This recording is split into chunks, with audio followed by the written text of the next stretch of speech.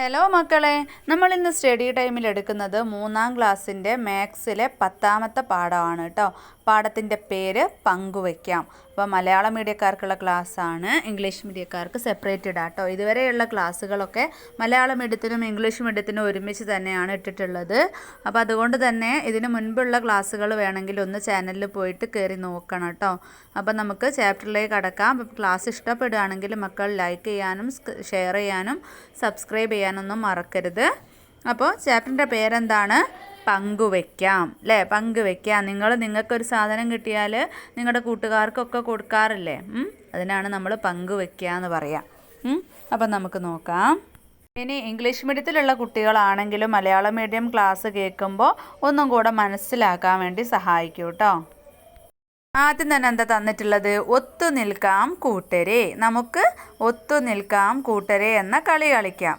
നിങ്ങൾ ആ കളി കേട്ടിട്ടുണ്ടോ? എങ്ങനെയാണ് കളിക്കുക? അജലിൻ്റെ ക്ലാസ്സിലെ 20 കുട്ടികൾ ഈ കളി കളിച്ചു. അപ്പോൾ ഈ കളി എങ്ങനെയാണെന്ന് വെച്ചാൽ ഒരു നമ്പർ പറയുമ്പോൾ ആ നമ്പറുള്ള കൂട്ടങ്ങളായിട്ട് മാറണം. അങ്ങനെയാണെങ്കിൽ 5 പേരെന്ന് പറയുമ്പോൾ എത്ര കൂട്ടങ്ങളാവും? 20 അല്ലേ? 20-ൽ എത്ര 5 ഉണ്ട്? 4 5 20. അതുകൊണ്ട് തന്നെ 4 കൂട്ടങ്ങളായിട്ടുണ്ട്. അപ്പോൾ ഇനിയും ഗുണനപ്പട്ടിക പഠിക്കാത്ത മക്കൾ പഠിക്കണം കേട്ടോ. ഗുണനപ്പട്ടിക നല്ലോണം മനസ്സിലാക്കുന്ന രീതിയിൽ ചാനലിൽ ഇട്ടിട്ടുണ്ട്. 10 വരെയുള്ളത് ഇട്ടിട്ടുണ്ട് കേട്ടോ. അപ്പോൾ മക്കളൊന്ന് കയറി ചെക്ക് ചെയ്ത് നോക്കണേ. അപ്പോൾ 5 പേരെന്ന് പറയുന്ന സമയത്ത് 4 5 അല്ലേ 20. അപ്പോൾ 4 കൂട്ടങ്ങളാണ് ആയിട്ടുള്ളത്. ഇനി 4 പേരെന്ന് പറഞ്ഞപ്പോൾ എത്ര കൂട്ടങ്ങളായി? 5 കൂട്ടങ്ങളായില്ലേ? 5 4 20. 4 5 20. തിരിച്ച് 5 4 20. അപ്പോൾ എത്ര കൂട്ടങ്ങളായി? 5 കൂട്ടങ്ങളായി. അങ്ങനെയെങ്കിൽ 2 പേർ വീതമുള്ള കൂട്ടങ്ങളായാലോ? എത്ര 2 20 നോക്കുക. അപ്പോൾ മനസ്സിലാവല്ലോ, 10 2 20. അപ്പോൾ എത്ര കൂട്ടങ്ങളാവും? 2 ആളുകൾ തമ്മിലുള്ളതാണെങ്കിൽ 10 കൂട്ടങ്ങളാകും. അങ്ങനെയെങ്കിൽ ഏറ്റവും കൂടുതൽ കൂട്ടങ്ങളായത് ഏത് സംഖ്യ പറഞ്ഞപ്പോഴാണ്? 2 പേരെന്ന് പറഞ്ഞപ്പോഴാണ് അല്ലേ? 2 പേരെന്ന് പറഞ്ഞപ്പോൾ എത്ര കൂട്ടങ്ങളായി? 10 കൂട്ടങ്ങളായി. 10 എന്ന് പറയുമ്പോഴോ എത്ര കൂട്ടങ്ങളാവും? 10 2 അല്ലേ? 20 2 10 20. അപ്പോൾ 2. അപ്പോൾ നമുക്കിവിടെ അതൊരു ബോക്സിലേക്ക് ആക്കിയിട്ട് എഴുതാം. ആകെ കുട്ടികളുടെ എണ്ണം തന്നിട്ടുണ്ട്. ഒരു കൂട്ടത്തിലെ കുട്ടികളുടെ എണ്ണം, കൂട്ടങ്ങളുടെ എണ്ണം. ഇവിടെ 20-നെ ഒരു കൂട്ടത്തിലെ കുട്ടികളുടെ എണ്ണം 5 ആക്കുമ്പോൾ എത്ര കൂട്ടങ്ങളാവും? 4 കൂട്ടങ്ങളാവും. പിന്നെ ഒരു കൂട്ടത്തിലെ കൂട്ടങ്ങളുടെ എണ്ണം 5 ആക്കുമ്പോൾ കുട്ടികളുടെ എണ്ണം 4 ആകും അല്ലേ? പിന്നെയോ ഒരു കൂട്ടത്തിലെ കുട്ടികളുടെ എണ്ണം 2 ആക്കുകയാണെങ്കിൽ കൂട്ടങ്ങളുടെ എണ്ണം 10 ആകും. കുട്ടികളുടെ എണ്ണം 10 ആക്കുകയാണെങ്കിൽ കൂട്ടങ്ങളുടെ എണ്ണം 2 ആകും. അടുത്തത് ചക്കരമാവ്. സ്കൂൾ മുറ്റത്തെ ചക്കരമാവ് കണ്ടില്ലേ? കാറ്റത്ത് ധാരാളം മാങ്ങ താഴെ വീണു. അജലും കൂട്ടുകാരും മാങ്ങ പെറുക്കിയെടുത്ത മാങ്ങകൾ എന്ന് പറയുന്നത് 16 പഴുത്ത മാങ്ങയാണ്, 28 പച്ച മാങ്ങയും 36 കണ്ണി മാങ്ങയുമാണ്.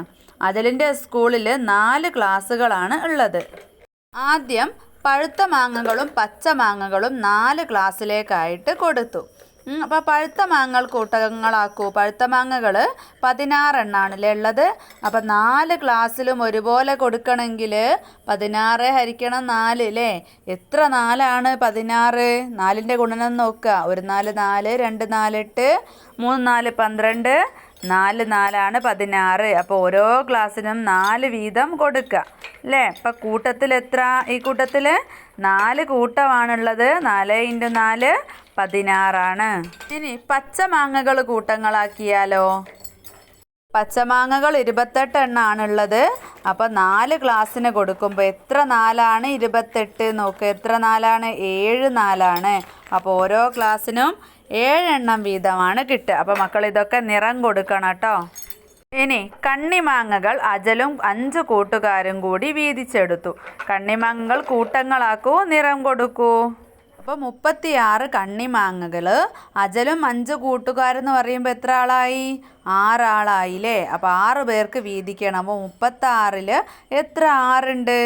6 6 36. അപ്പം നിങ്ങൾ കണ്ണിമാങ്ങകൾ കൂട്ടങ്ങളാക്കി വരയ്ക്കണം കേട്ടോ. 6 എണ്ണമുള്ള 6 കൂട്ടങ്ങൾ വരച്ച് കളറ് കൊടുക്കണം കേട്ടോ.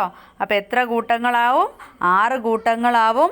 ഒരു കൂട്ടത്തിൽ 6 എണ്ണം തന്നെയാണ് ഉണ്ടാവുക അല്ലേ. അപ്പോൾ 6 ഗുണിക്കണം 6 സമം 36. അടുത്തത് മഞ്ചാടിക്കളിയാണ്. കണക്കു പെട്ടിയിലേക്ക് ആവശ്യമായ മഞ്ചാടികൾ പെറുക്കുന്നതിനായി അജലും കൂട്ടുകാരും സ്കൂൾ മുറ്റത്തെ മഞ്ചാടി മരത്തിനരികിലെത്തി. എനിക്ക് 12 എണ്ണം കിട്ടി. ഒരാൾ പറയാണ് മറ്റേ ആൾ ഒരേപോലെ വീതിച്ചാലോ, നമുക്കെല്ലാവർക്കും ഒരേപോലെ വീതിച്ചാലോ എന്ന് ചോദിക്കുകയാണ്. അപ്പോൾ പാത്രത്തിലാകെ എത്ര മഞ്ചാടിയാണ് ഉള്ളത്? 12 മഞ്ചാടിയാണ് ഉള്ളത്. അഭിനയ ഒരു മഞ്ചാടി വീതം ഓരോരുത്തർക്കും കൊടുത്തു. 4 പേരാണല്ലേ. അപ്പോൾ ഓരോരുത്തർക്കും ആദ്യം തന്നെ ഓരോ മഞ്ചാടി വീതം കൊടുത്തു. അപ്പോൾ 4 എണ്ണമായി. ഒരു തവണ കൊടുത്തപ്പോൾ ബാക്കി വന്നത് 12-ൽ നിന്നും 4 കുറയ്ക്കുക അല്ലേ. അപ്പോൾ എത്രയാ? 8 എണ്ണമാണ്. രണ്ടാമതും ഓരോന്ന് വീതം കൊടുത്തപ്പോൾ വീണ്ടും 4 കുറഞ്ഞില്ലേ. അപ്പോൾ 8-ൽ നിന്ന് 4 പോയാൽ വീണ്ടും 4. പിന്നെ 3 തവണ കൊടുത്തപ്പോൾ ബാക്കി വന്നത് എത്രയാ? ആ 4ഉം കൂടെ 4 ആൾക്കും കൊടുത്തപ്പോൾ 0 ആണ്, 0 ആണ് അല്ലേ. അപ്പോൾ ഇനി നമുക്കിവിടെ എഴുതാം. ആകെ ഉണ്ടായിരുന്ന മഞ്ചാടി 12 എണ്ണമാണ്. എത്ര പേർക്കാണ് വീതിച്ചത്? 4 പേർക്കാണ്. ഒരാൾക്ക് എത്ര എണ്ണം കിട്ടി? 3 പ്രാവശ്യമല്ലേ ഓരോന്നോരോന്ന് വെച്ച് കൊടുത്തത്. 4 3 12. ഒരാൾക്ക് 3 എണ്ണം വീതം കിട്ടി. അടുത്തത് 12 മഞ്ചാടി 3 പേർക്ക് തുല്യമായിട്ട് വീതിച്ചാലോ? 4 പേർക്ക് തുല്യമായി വീതിച്ചപ്പോൾ ഒരാൾക്ക് 3 കിട്ടി. 3 പേർക്ക് തുല്യമായിട്ട് വീതിച്ചാൽ എത്ര കിട്ടും? ആദ്യം ഓരോന്ന് കൊടുക്കുക. 3 എണ്ണം ആവും 3 ആൾക്ക് കൊടുക്കുന്ന സമയത്ത്. അപ്പോൾ 12-ൽ നിന്ന് 3 പോയാൽ എത്രയായി? 9 ആയി. പിന്നെയും ഒരു പ്രാവശ്യം കൂടെ കൊടുക്കുമ്പോൾ 9-ൽ നിന്ന് 3 പോകൂലേ. അപ്പോൾ 6 ആയി. വീണ്ടും കൊടുക്കുമ്പോൾ എന്തായി? 3 ആയി. പിന്നെ 4-ാം തവണ കൊടുക്കുമ്പോൾ അല്ലേ ആ 3ഉം കഴിഞ്ഞ്. അപ്പോൾ എത്ര തവണയാണ്? 4 തവണ കൊടുക്കാനുണ്ടാവില്ലേ. ആകെയുണ്ടായിരുന്ന മഞ്ചാടി 12 ആണ്. എത്ര പേർക്കാണ് വീതിച്ചത്? 3 പേർക്കാണ്. ഒരാൾക്ക് കിട്ടിയത് 4 എണ്ണമാണ്. 3 4 12. ഇനി 12 മഞ്ചാടി 2 പേർക്ക് തുല്യമായിട്ട് വീതിച്ചാലോ? ഒരു തവണ കൊടുക്കുമ്പോൾ എത്രയാ ബാക്കി വരിക? 10 എണ്ണം വരും അല്ലേ. 2 തവണ കൊടുത്തപ്പോൾ ബാക്കി എത്രയാ വരിക? 8 എണ്ണം. 3 തവണ കൊടുത്തപ്പോൾ ബാക്കി വന്നത് 8 കുറയ്ക്കണം 2 സമം 6 ആണ്. ഇനി 4 തവണ കൊടുത്തപ്പോൾ ബാക്കി വന്നത് 6 കുറയ്ക്കണം 2 സമം 4. പിന്നെ 5 തവണ കൊടുത്തപ്പോൾ ബാക്കി വന്നതോ? 4 - 2 സമം 2. പിന്നെ അവസാനം അല്ലേ 6-ാം തവണ കൊടുത്തപ്പോൾ ബാക്കി വന്നത് 2 - 2 0. അപ്പോൾ ആകെ ഉണ്ടായിരുന്ന മഞ്ചാടി എത്രയാ? 12 ആണ്. എത്ര പേർക്കാ വീതിച്ചത്? 2 ആൾക്കാണ്. അപ്പോൾ ഒരാൾക്ക് കിട്ടുക എത്ര? 2 6 ആണല്ലേ. 12 6 എണ്ണമാണ്. അപ്പോൾ 2 ഗുണിക്കണം 6 സമം 12. അപ്പോൾ 12 മഞ്ചാടി 2 പേർക്ക് തുല്യമായി വീതിച്ചപ്പോൾ ഓരോരുത്തർക്കും എത്ര കിട്ടി? 6 എണ്ണം വീതം കിട്ടി. ഇനി 12-നെ ഒരേ എണ്ണമുള്ള 4 കൂട്ടങ്ങളാക്കിയാലോ? ഓരോ കൂട്ടത്തിലും 3 എണ്ണം കിട്ടി. പിന്നെ 12-നെ ഒരേ എണ്ണമുള്ള 3 കൂട്ടമാക്കിയാൽ ഓരോ കൂട്ടത്തിലും എത്ര? 4 എണ്ണം. ഇവിടെ മഞ്ചാടിയുടെ ചിത്രം തന്നാൽ നോക്കിക്കേ. ആ ഫസ്റ്റ് ബോക്സിൽ 12 മഞ്ചാടികളുണ്ട്. അപ്പോൾ ഒരേ എണ്ണം നമ്മൾ ആക്കിയാൽ 6 6 അല്ലേ. 6 മഞ്ചാടികളാണ് ഉണ്ടാവുക. 12-നെ ഒരുപോലുള്ള 2 കൂട്ടമാക്കിയാൽ ഓരോ കൂട്ടത്തിലും 6. 12-നെ 2 തുല്യ ഭാഗങ്ങളാക്കിയാൽ ഓരോ ഭാഗത്തിലും 6 തന്നെയല്ലേ. കൂട്ടമാക്കിയാലും ഭാഗമാക്കിയാലും 6. 12-നെ 2ആയി വീതിച്ചാൽ ഓരോന്നിലും 6. അത് 3 വിഭാഗമാക്കിയിട്ട് പറയുകയാണ് കേട്ടോ. അപ്പോൾ എങ്ങനെയായാലും 12-ൻ്റെ പകുതി 6 ആണ്. 2 വിഭാഗമാക്കിയാൽ 6 ആണ് അല്ലേ. പിന്നെ 2 കൂട്ടങ്ങളാക്കിയാലൊക്കെ 6 ആണ്. 12-നെ 2 കൊണ്ട് ഹരിച്ചാൽ 6 എന്ന് പറയാം. നമുക്ക് ഒരു സംഖ്യയെ 2 കൊണ്ട് ഹരിച്ചാലാണ് അതിൻ്റെ പകുതി കിട്ടുക. അപ്പോൾ 12-നെ 2 കൊണ്ട് ഹരിച്ചാൽ 6 ആണ്. ചിഹ്നം ഉപയോഗിച്ച് എഴുതുമ്പോൾ നമ്മൾ എങ്ങനെയാണ് എഴുതുക? 12 ഹരിക്കണം 2 സമം 6. ഹരിക്കണം എന്നുള്ള ചിഹ്നം കണ്ടോ? ഒരു ഹൈഫൻ പോലെ ഇട്ട് മുകളിലും താഴെയും കുത്ത്. പിന്നെ അടുത്തത് 12 ഹരിക്കണം 2 സമം 6. ഇങ്ങനെ 12 ഭാഗം 2 സമം 6 എന്നും വായിക്കാം. ഇനി 12 മഞ്ചാടി തന്നെ ഒരേ എണ്ണമുള്ള 3 കൂട്ടങ്ങളാക്കിയാലോ? ഇവിടെ ചിത്രത്തിൽ നോക്കിക്കേ, ഓരോ കൂട്ടത്തിൽ എത്ര എണ്ണാണ്? 4 എണ്ണം ഉണ്ട് അല്ലേ? ഇനി 12നെ ഒരുപോലുള്ള 3 കൂട്ടങ്ങളാക്കിയാൽ ഓരോ കൂട്ടത്തിലും 4. അതായത് 12നെ 3 കൊണ്ട് ഹരിച്ചാലാണ് 4 കിട്ടുക. 12 ഭാഗം 3 സമം 4. 12 ഹരിക്കണം 3 സമം 4. അതായത് 3 4 12. ഇനി 12 മഞ്ചാടി ഒരേ എണ്ണമുള്ള 4 കൂട്ടങ്ങളാക്കിയാലോ? 12നെ 4 കൊണ്ട് ഹരിക്കുക. അപ്പോൾ എത്രയാണ്? 12നെ 4 കൊണ്ട് ഹരിക്കുമ്പോൾ 3. 4 3 12. ഇനി 12 മഞ്ചാടി ഒരേ എണ്ണമുള്ള 6 കൂട്ടങ്ങളാക്കിയാലോ? എത്രയാ വരിക? 6 കൂട്ടങ്ങളാക്കിയാൽ 2 എണ്ണമാണല്ലേ വരിക. 6 2 12. അതായത് 6നെ 2 കൊണ്ട് ഗുണിക്കുമ്പോഴാണ് 12 കിട്ടുന്നത്. ഇനി ഇവിടെ ഒരു പട്ടിക തന്നിട്ടുണ്ട് അല്ലേ? അപ്പം നമുക്കതൊന്ന് പൂർത്തിയാക്കണം. ഒന്നാമത്തെ ബോക്സിൽ എന്താ തന്നിട്ടുള്ളത്? സന്ദർഭം തന്നിട്ടുണ്ട്. രണ്ടാമത് ഗണിതക്രിയയാണ്. മൂന്നാമത് അതിൻ്റെ ഗണിത രൂപമാണ് അല്ലേ? അപ്പോൾ എന്താണ് സന്ദർഭത്തിൽ? ഫസ്റ്റ് എന്താണ്? 12 മഞ്ചാടി 2 പേർക്ക് തുല്യമായി വീതിച്ചു. അപ്പോൾ എന്താണ്? 12 എണ്ണത്തിനെ ഒരേപോലെയുള്ള എത്ര കൂട്ടമാക്കി? 2 കൂട്ടാക്കി. 2 പേർക്കല്ലേ വീതിച്ചത്? അപ്പോൾ 2 കൂട്ടമാക്കി. അപ്പോൾ ഗണിത രൂപത്തിൽ എങ്ങനെ എഴുതാം? 12നെ 2 കൊണ്ട് ഹരിച്ചു അല്ലേ? 12 ഹരിക്കണം 2. 2 കൊണ്ട് ഏതൊരു സംഖ്യയെയും ഹരിക്കുന്ന സമയത്ത് ആ സംഖ്യയുടെ പകുതിയായിരിക്കും അതിൻ്റെ ഉത്തരം. അപ്പം 6. ഇനി രണ്ടാമത്തേതോ? 12 മഞ്ചാടി 4 പേർക്ക് തുല്യമായിട്ട് വീതിച്ചു. അതായത് 12 എണ്ണത്തിനെ ഒരേപോലെയുള്ള 4 കൂട്ടങ്ങളാക്കി അല്ലേ? 12നെ 4 കൊണ്ട് ഹരിച്ചു. 12 ഹരിക്കണം 4 സമം എത്രയാണ്? എത്ര 4 12? 3. ഇനി നമുക്ക് ഗണിതക്രിയയാണ് തന്നിട്ടുള്ളത്. 12 എണ്ണത്തിനെ ഒരേപോലെയുള്ള 3 കൂട്ടമാക്കി. അപ്പോൾ എന്താ ഫസ്റ്റ് ബോക്സിൽ നമ്മൾ എഴുതേണ്ടത്? 12 മഞ്ചാടി ഒരേപോലെയുള്ള 3 കൂട്ടങ്ങളാക്കിയത് കൊണ്ട് തന്നെ 12 മഞ്ചാടി എത്ര ആൾക്കാർ വീതിച്ചത്? 3 പേർക്ക് തുല്യമായി വീതിച്ചു. അപ്പോൾ ഗണിത രൂപത്തിൽ എങ്ങനെ എഴുതാം? 12 ഹരിക്കണം 3 അല്ലേ? 12നെ 3 കൊണ്ട് ഹരിച്ചു. 12നെ 3 കൊണ്ട് ഹരിച്ചാൽ എത്രയാ? 12ൽ എത്ര 3 ഉണ്ട്? 4 3 12. അപ്പോൾ ഉത്തരം 4. ഇനി അവസാനത്ത് നമുക്ക് എന്തെഴുതാം? 12 മഞ്ചാടി 6 പേർക്ക് തുല്യമായി വീതിച്ചു. അങ്ങനെയെങ്കിൽ 12 എണ്ണത്തിനെ ഒരേപോലെയുള്ള 6 കൂട്ടമാക്കി 12നെ 6 കൊണ്ട് ഹരിച്ചു. അപ്പോൾ എത്രയാ? 12 ഹരിക്കണം 6. 6ൽ എത്ര? അല്ല 12ൽ എത്ര 6 ഉണ്ട്? 2. അതേപോലെ പട്ടിക വേറൊന്ന് പൂർത്തിയാക്കാൻ ഇവിടെ തന്നിട്ടുണ്ട്. സന്ദർഭവും ഗണിതക്രിയയും ഗണിത രൂപവും തന്നെയാണ് കേട്ടോ. അപ്പോൾ നമുക്ക് എഴുതി നോക്കാം. ഒന്നാമത്തത് എന്താണ്? 6 മിഠായി 2 പേർക്ക് തുല്യമായി വീതിച്ചു.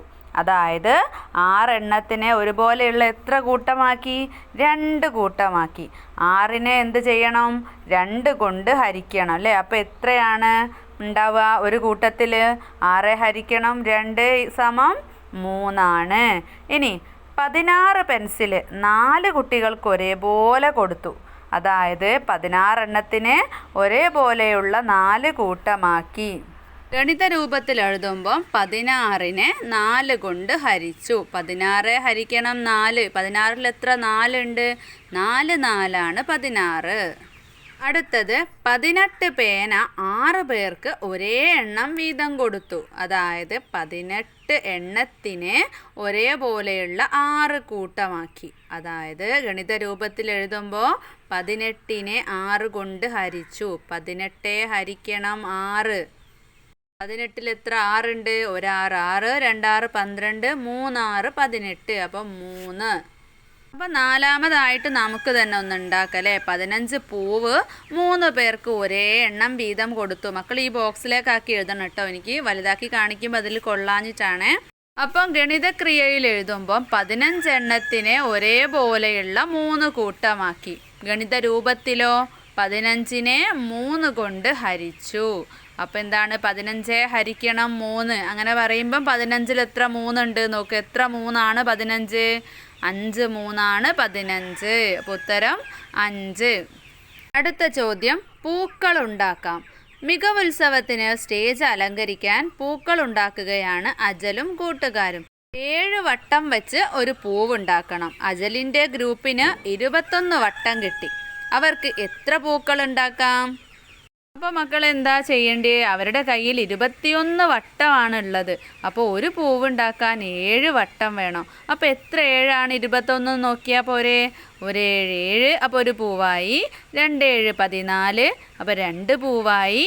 3 7 21, അപ്പോൾ 21 വട്ടം കൊണ്ട് 3 പൂക്കൾ ഉണ്ടാക്കാം.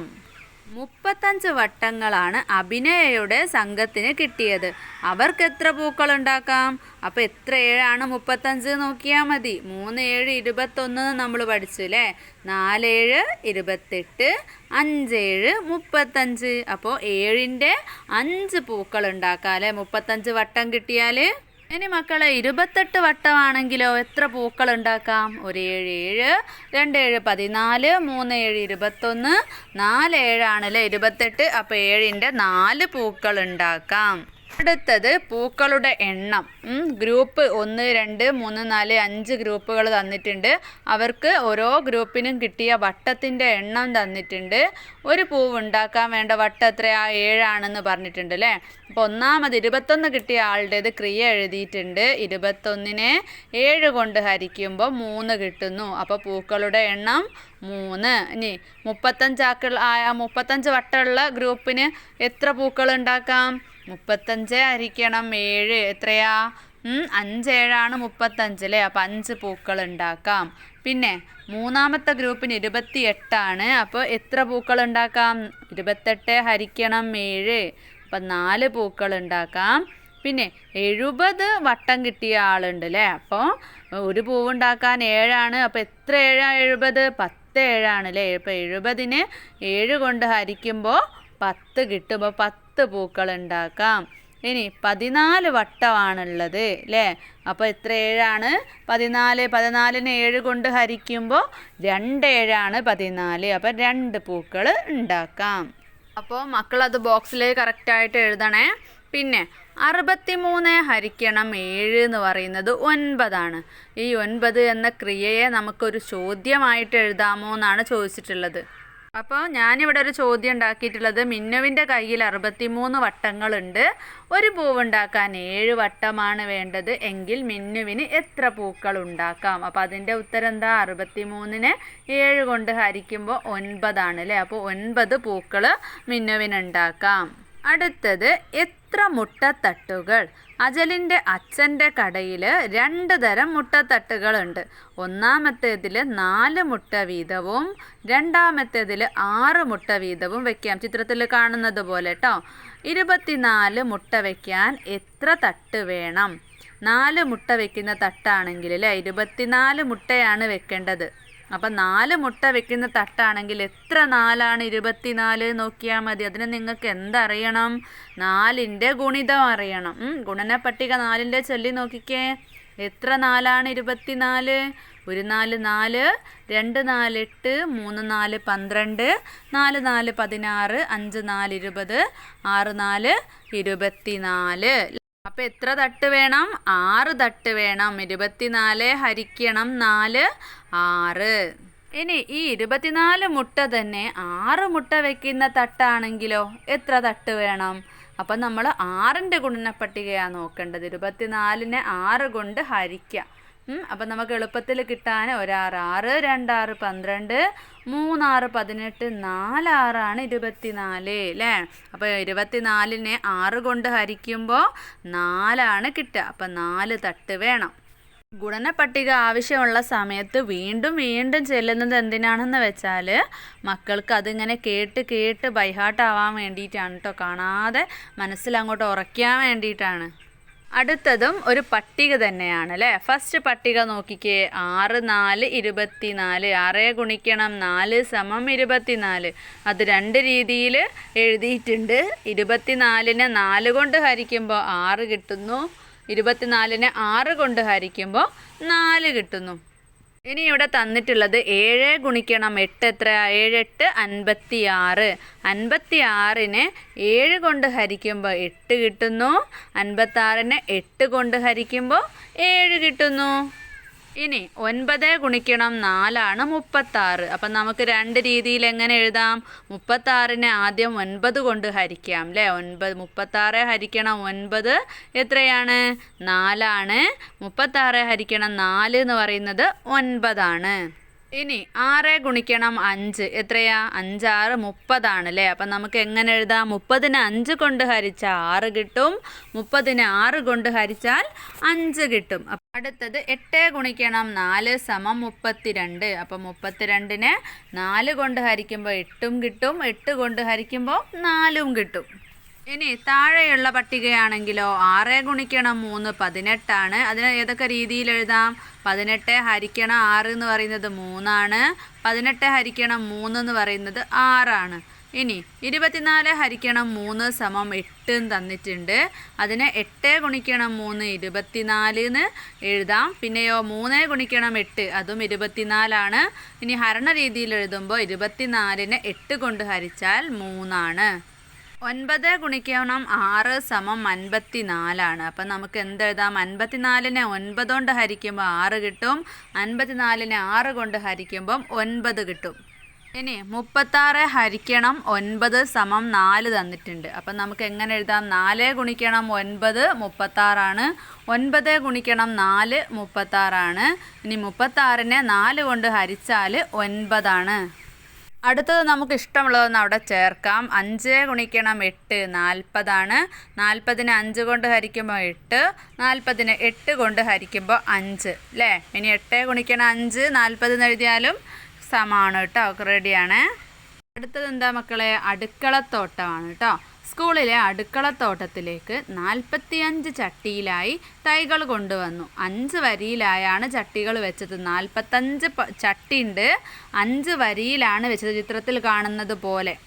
അപ്പോൾ ഒരു വരിയിൽ എത്ര ചട്ടികൾ നമുക്ക് എങ്ങനെ കണ്ടുപിടിക്കാം? 45 ഹരിക്കണം 5 അല്ലേ? 45ന് 5 വരി ആയതുകൊണ്ട് തന്നെ 5 കൊണ്ട് ഹരിക്കുക. അപ്പോൾ എത്ര 5 ആണ്? 45 നോക്കിയാൽ മതി. എത്ര 5 ആണ്? 9 5 ആണ് 45. അപ്പോൾ 45 എണ്ണത്തെ 5 തുല്യ ഭാഗമാക്കിയാൽ ഒരു ഭാഗം 9 ആയിരിക്കും അല്ലേ?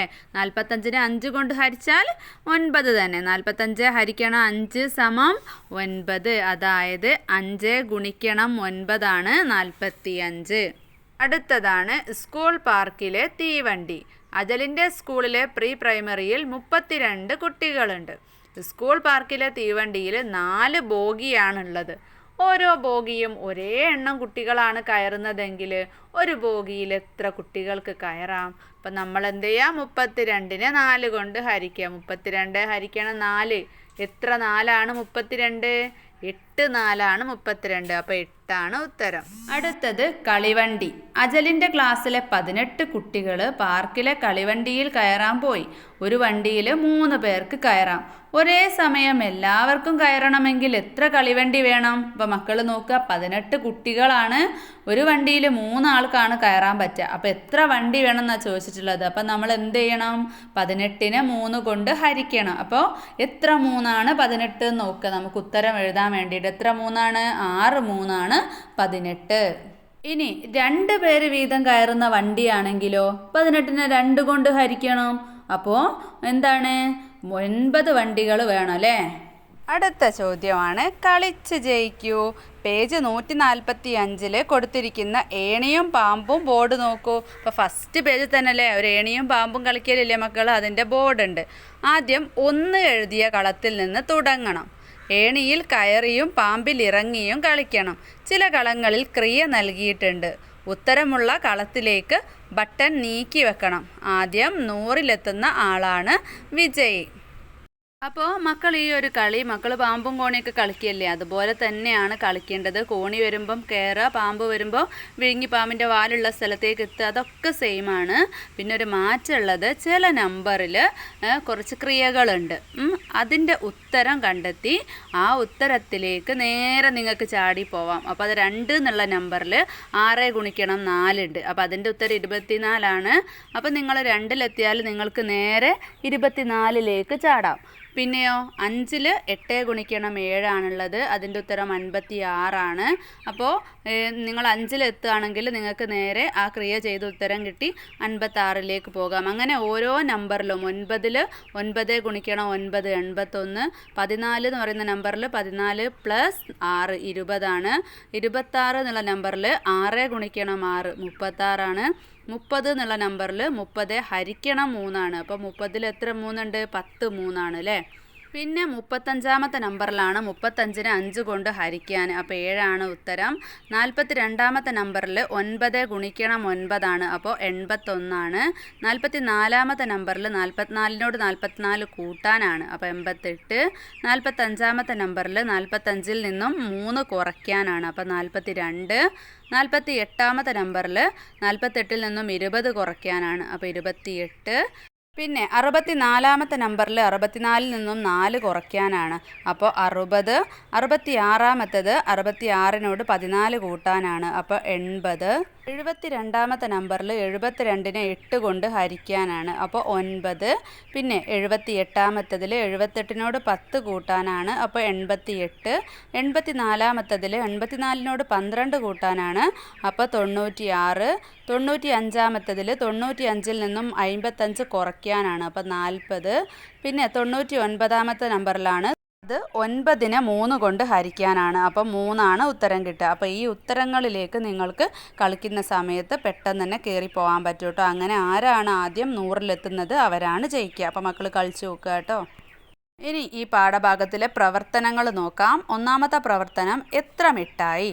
15 മിഠായി 3 കുട്ടികൾക്ക് തുല്യമായിട്ട് കൊടുത്താൽ ഒരു കുട്ടിക്ക് എത്ര മിഠായി കിട്ടും? സിമ്പിളല്ലേ.